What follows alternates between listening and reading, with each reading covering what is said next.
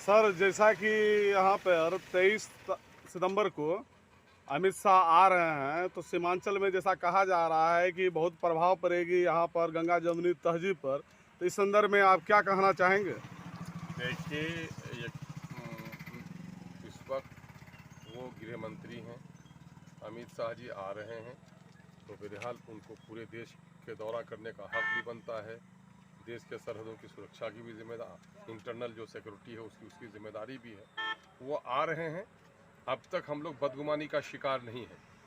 वो आ रहे हैं तो सीमांचल की बदहाली को अपनी आंखों से वो देखेंगे, और फिर उनको खबर भी है कि सीमांचल सरहद का वो इलाका है जो सबसे गरीब है, सबसे निरक्षर है, सैलाब से तबाही वहाँ पर है। अलीगढ़ यूनिवर्सिटी के कैंपस को अब तक केंद्र ने पैसा नहीं दिया है, सबसे ज़्यादा पलायन वहाँ से हो रहा है। तो अगर इन मुद्दों पर उनके दिल में नरमी होगी तो मैं समझता हूँ देश का हिस्सा इसको मानते हैं, तो देश के तरक्की के मेन स्ट्रीम में इस क्षेत्र को ले जाने के लिए उनको पैकेज का ऐलान करना चाहिए।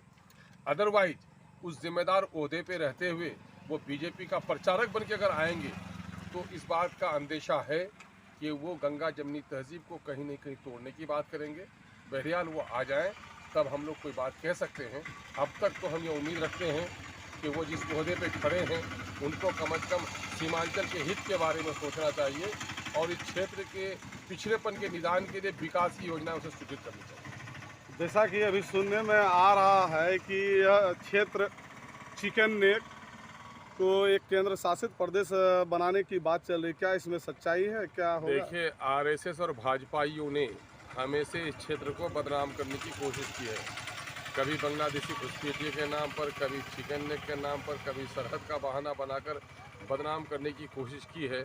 लेकिन केंद्र में भी उनकी हुकूमत रही और राज्य में भी रही, लेकिन यहाँ से कोई बांग्लादेशी नहीं निकाल सके वो। यहाँ बांग्लादेशी हैं भी नहीं, बल्कि इस क्षेत्र में जो भी हैं हिंदू मुस्लिम, बल्कि मुसलमानों का वो हिस्सा है कि देश के बंटवारे के वक्त इस हिस्से को पाकिस्तान में जाने के लिए बहुत कहा गया और बड़ी कोशिश की गई, लेकिन हमारे बुज़ुर्गों ने कहा नहीं, भारत हमारा देश है, हम किसी दूसरे देश का हिस्सा नहीं बनेंगे। तो वफादारों की ये सरजमीन रही है, इसको बदनाम करने की कुछ लोग नापाक कोशिश कर रहे हैं। इनके पास धोती, टोपी, टीका, गाय, मंदिर, मस्जिद के अलावा इनके सिलेबस में कोई चीज़ नहीं है। और मैं समझता हूँ नोटबंदी ने, कोरोना के नाम पर देशबंदी ने, जीएसटी ने कंगाल कर दिया है देश को। इस कंगालपन को छुपाने के लिए उन्माद फैलाने के अलावा बीजेपी वालों के पास कोई रास्ता नहीं है अपनी नाकामी को छुपाने का। बहरहाल आगे आगे देखिए, पहले वो आ जाएं और वो यहाँ करीब से आकर अमित शाह जी देखेंगे सीमांचल को। सीमांचल की बदहाली की रिपोर्ट उनके सामने में होगी।